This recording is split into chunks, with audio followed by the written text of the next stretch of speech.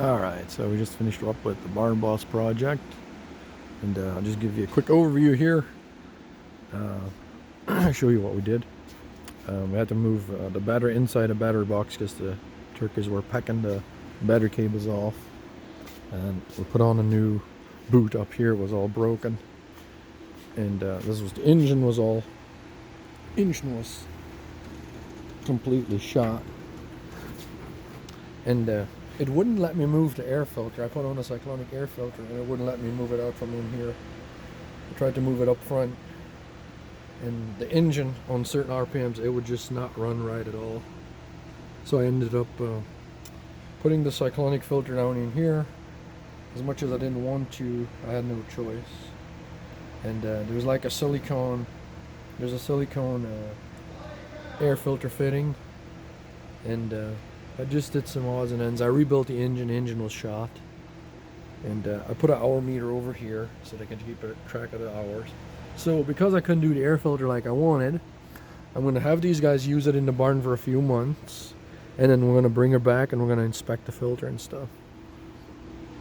So this has been a lengthy project because I tried to make a remote air filter on this bracket up front here. So I had this bracket, I had that cyclonic air filter mounted here, and the engine at quarter throttle just would not run right. I guess it's messing with the 3-foot hose. I tried different sizes hoses from the engine up to here, and it just would not run right.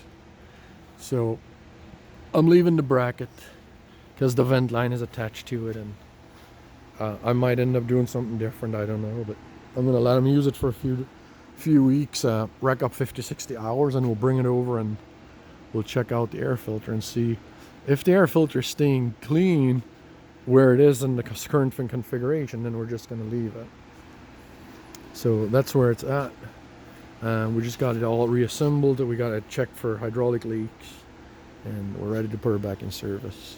So this is for maneuvering through turkey barns and collecting deceased birds, because nowadays domestic turkeys that are raised for the food market, they're reaching almost 50 pounds, and if you're dragging a 47-pound turkey through a 500-foot barn, that's pretty tedious, and you're doing multiple ones. So I'm going to demonstrate here how this works for you.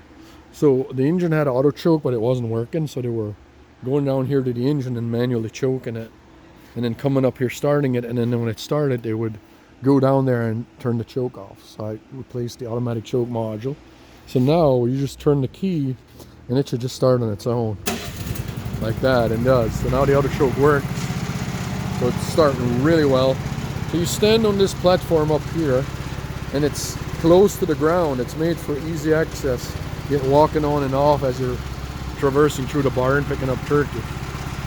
And it's just joystick navigation with this. This is just joystick navigation like that.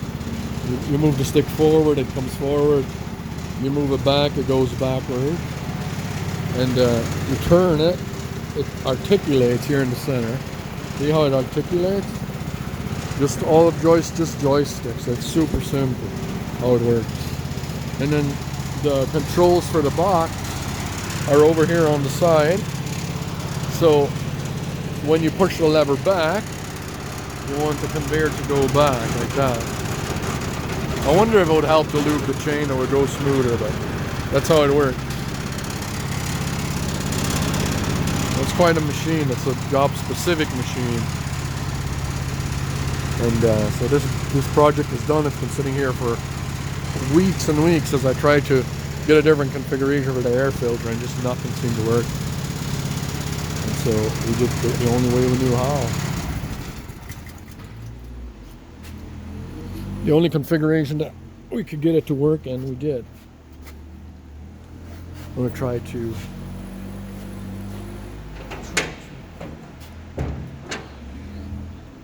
to put this up for you.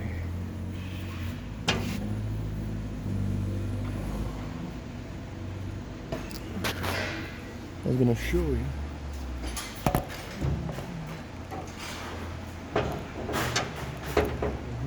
Of course, you can hardly do something like this with just one hand.